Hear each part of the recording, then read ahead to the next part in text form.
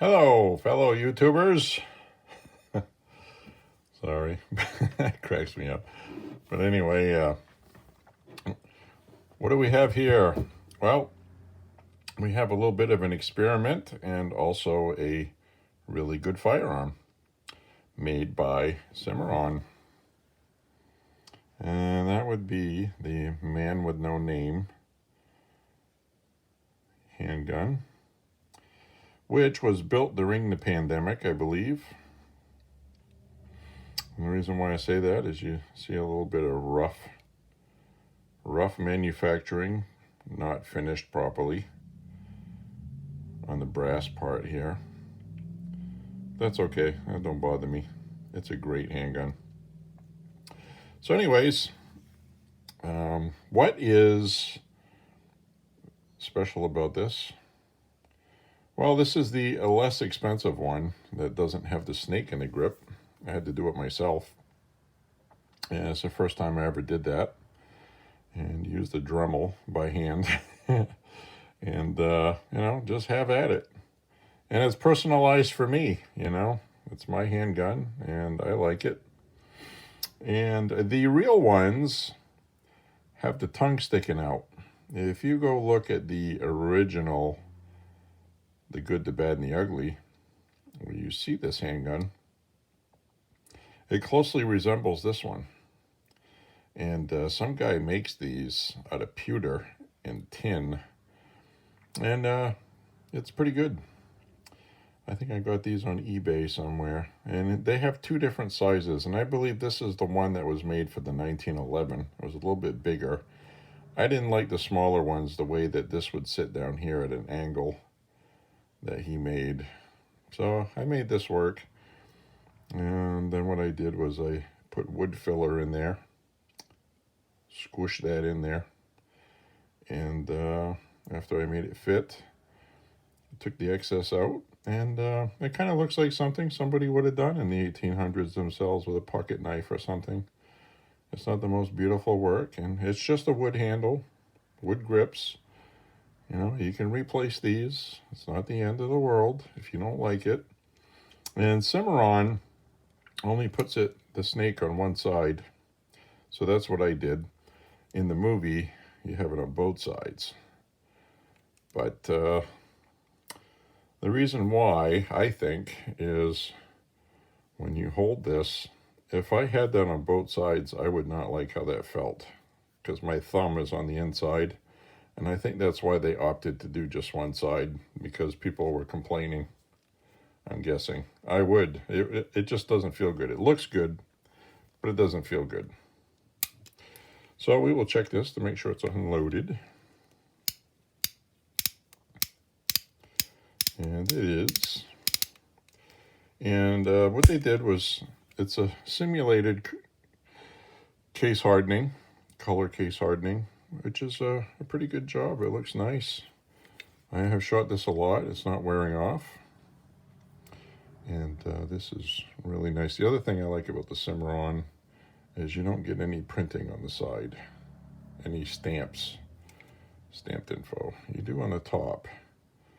Cimarron, F.A. Company, Fredericksburg, Texas. A. Uberti, Italy. And I do like that rear sight that is dovetailed and adjustable. And this right out of the box was 100% right on the money. So I don't know if I just got lucky or if it was sighted. This is from my leather holster I use. Where's the bluing off? I have a Slim Jim holster. This fits in nicely. I keep the brass looking half decent with a jeweler's polishing cloth made to remove tarnishing, which you can see all the tarnishing stuck in here, and gun oil. So one side of this buffers and the other side removes tarnish. And that's what I use on this. And it makes the brass look pretty nice. You can make it really shiny if you want, but I just find a happy medium. So all in all, this handgun has been wonderful. So we're going to have that parked right there.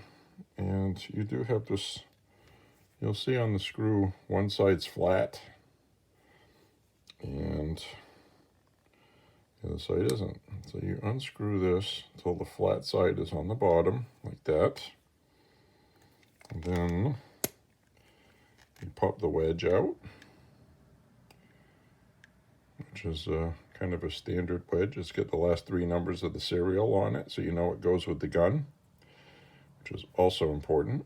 Let's get that little pocket that the screw sits in. And you just,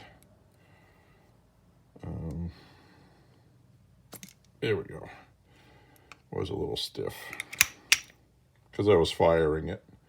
I haven't cleaned it since I was firing it, as you can see. That's okay. That makes for a cool video. You can see what it looks like when it's been fired.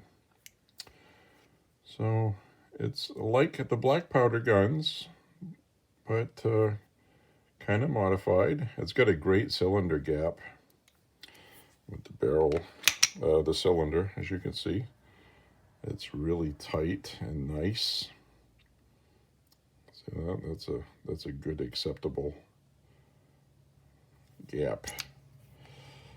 And the interesting things about this plunger, which was made to ram the ball when you're doing black powder, you put your black powder in there and your wadding, or just the lead ball you're going to use with some grease on top. Then when you're ready, you do this and you ram the ball in there, which on this, it doesn't even line up. And that's a helpful hint also. If you have a stubborn barrel that won't separate, especially with a black powder gun, it's all gummed up, use this for leverage, just like this. You see how that lifts that off there? So you can usually pry that off if it's stuck using the lever. So, and this traditionally looks pretty much like the black powder one.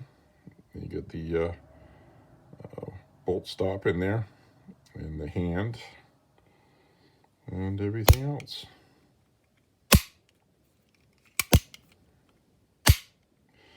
I won't dry fire that too much with the pin attached to the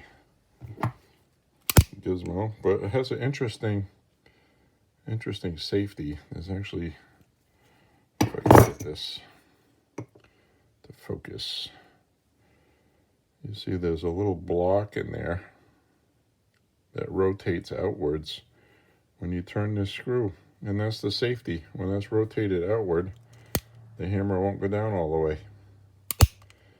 But realistically, who's ever going to use that? I won't. And you could see some chafing here, which means for a Cimarron gun, the fitment on this was not very good, the finish work at the factory, but it's all broken in, so it's okay. And for the price I paid for this, I think I paid around $600 for it, or $550.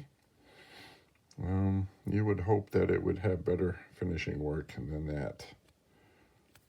And yeah, I put grease on here. That's what I use.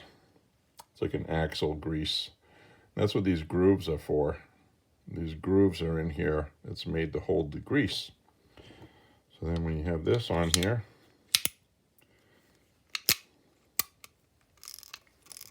you get a nice spinny rotation. So anyway, cool feature about this is this piece here, which you can see how it fits in here. And what's cool about it is, you see that? It comes right open like that.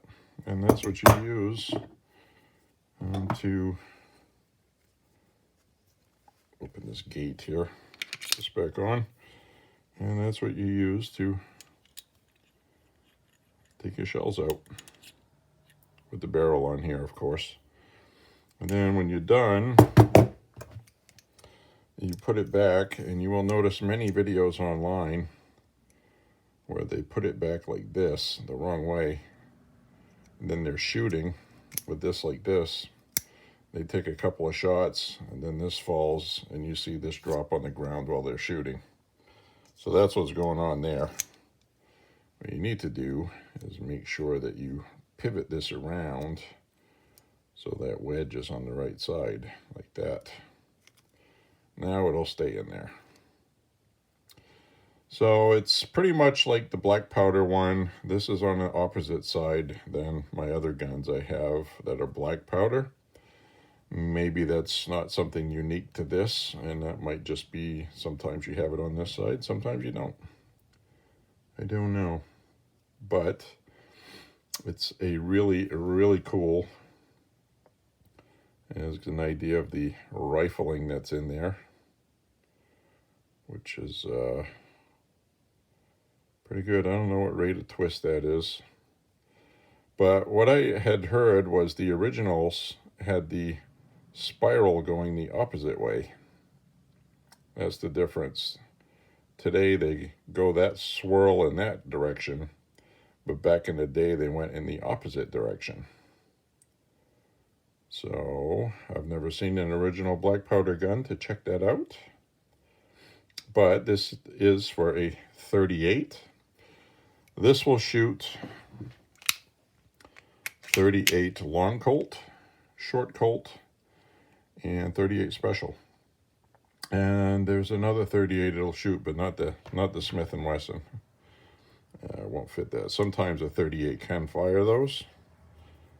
For example, my brother has a Taurus 357 that shoots 38s, and you can shoot the Smith & Wesson 38 police rounds just fine in it. It fits in there. So what I'm going to do is tighten this back up, and highly recommend getting a gunsmith screwdriver with a squared bit, so you won't strip your flathead screws, and don't lend it to your brother who twists the head on you. It's like a $15 bit, and he twisted it a little bit because some people feel like they have to put it so tight that you can't untighten it, when basically you don't do that. And if you have a screw that you do have to put that tight, use Loctite with it. Okay? Use Loctite. That's what it's for, thread lock.